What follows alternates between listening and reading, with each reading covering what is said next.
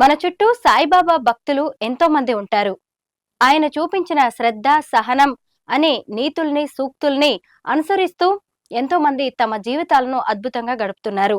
ఆ బాటలోనే ప్రయాణిస్తూ తన జీవితాన్ని ఎంతో ఆనందమయం చేసుకున్నారు ఇన్స్టా ఫేమ్ ప్రణవి సాధనాల.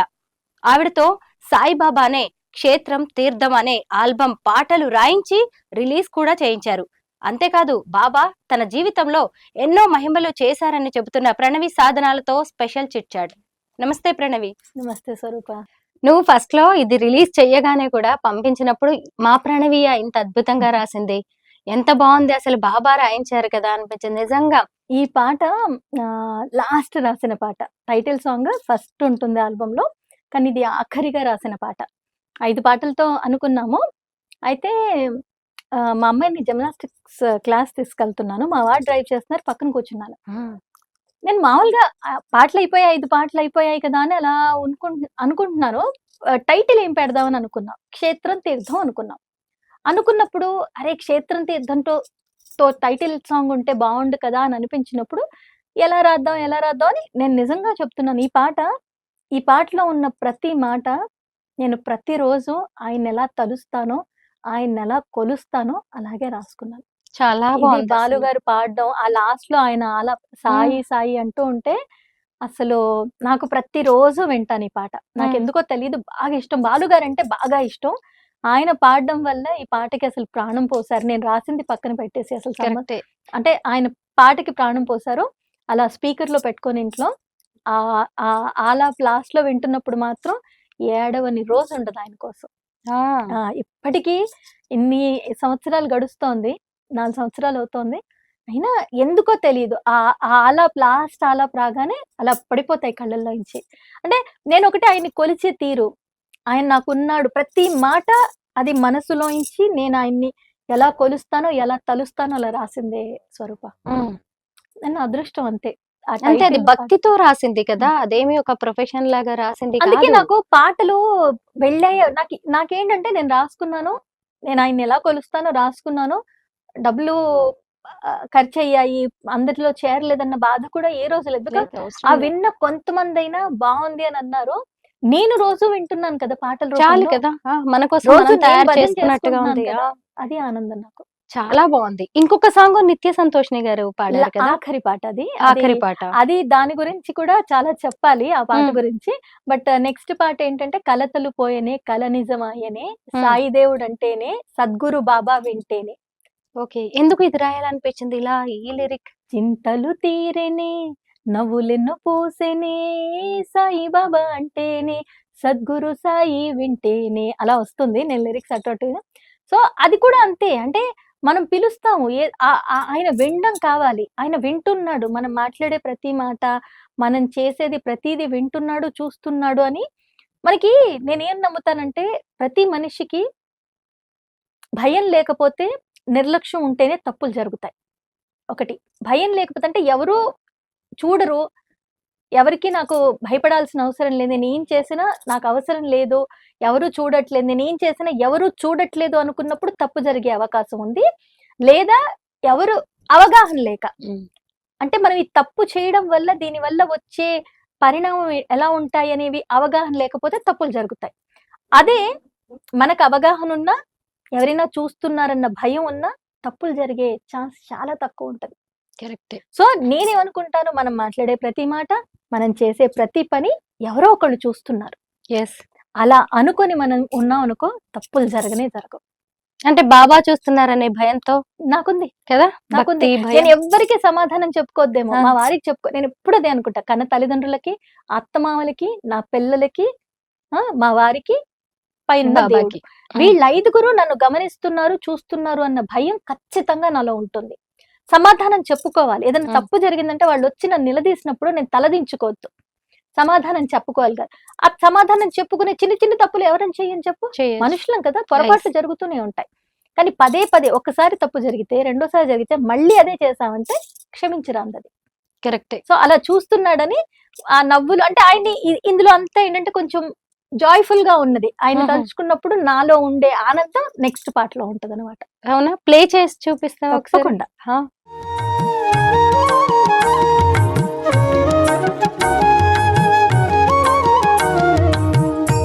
కలతలు పోయేనే కల నిజమయ్యేనే సాయిదేవ అంటేనే సద్గురు బాబా వింటేనే చింతలు తీరేనే నవ్వులెన్న పూసెనే సాయినాథ అంటేనే షిరిడి వాస కంటేనే సాయే ఆశ అంటూ వేడుకున్నామే సాయే లోకమయ్యే సాగుతున్నామే సాయి లేక సర్వం లేదే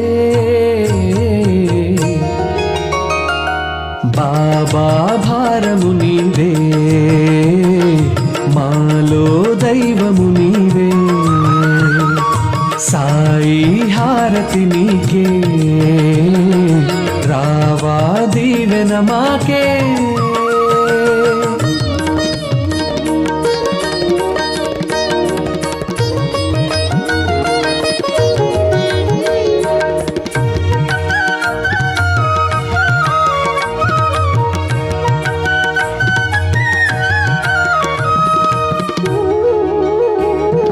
గురువే నీవు వరమే నీవు భువినే కాచే వెలుగే నీవు దారి చూప నువ్వే మార్గమైతివయ్యా లోకమంత నువ్వై మంచి చేస్తివయ్యా శాంతి నువ్వ వచ్చినావు పండరినాథ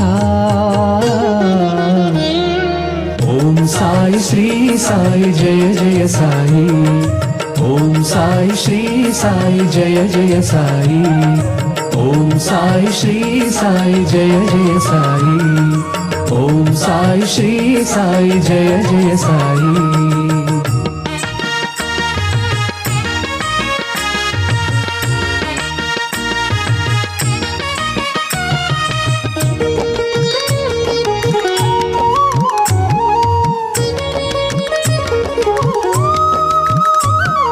ఋషివే నీవు పసివే నీవు భజనే వింటే పులకించేవు సహనమూర్తి నీవై సంచరించినావు శరణు వేడి వస్తే అభయమిచ్చినావు పాదసేవ నీది సేయ తరించేవు ఓం సాయి శ్రీ సాయి జయ జయ సాయి ఓం సాయి శ్రీ సాయి జయ జయ సాయి ఓం సాయి శ్రీ సాయి జయ జయ సాయి ఓం సాయి శ్రీ సాయి జయ జయ సాయి కలతలు పోయేనే కల నిజమయ్యేనే సాయిదేవ అంటేనే సద్గురు బాబా వింటేనే చింతలు తీరేనే నవ్వులెన్న పూసెనే సాయినాథ అంటేనే షిరిడి వాస కంటేనే సాయే ఆశ అంటూ వేడుకున్నామే సాయే లోకమయ్యే సాగుతున్నామే సాయి లేక సర్వం లేదే బాబా భారము నీవే మాలో దైవము నీవే సాయి హారతి నీకే రావా దీవెన మాకే సాయినాథ దైవము నీవే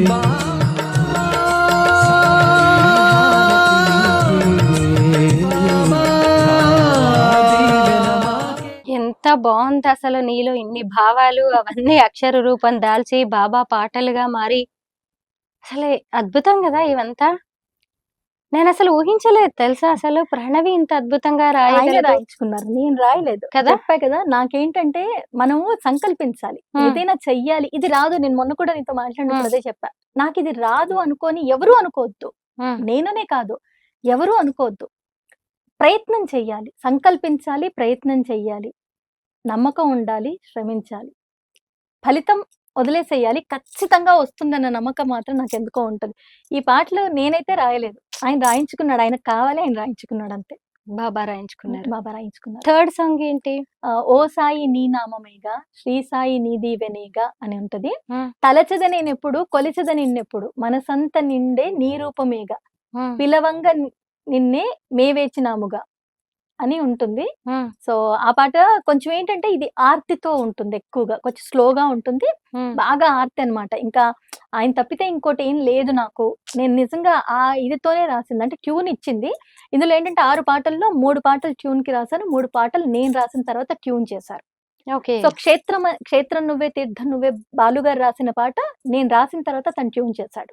ఓకే. ఆ! 'కలతలు పోయిన ఇందాక మనం విన్న పాట ట్యూన్ చేసిన దానికి రాశాను. హ్మ్. అలాగే ఇప్పుడు 'ఓ సాయి నీ నామమేగా' ట్యూన్ చేసిన తర్వాత రాసింది ఆ పాట. Okay. Thank you so thank much you so Pranavi. Much.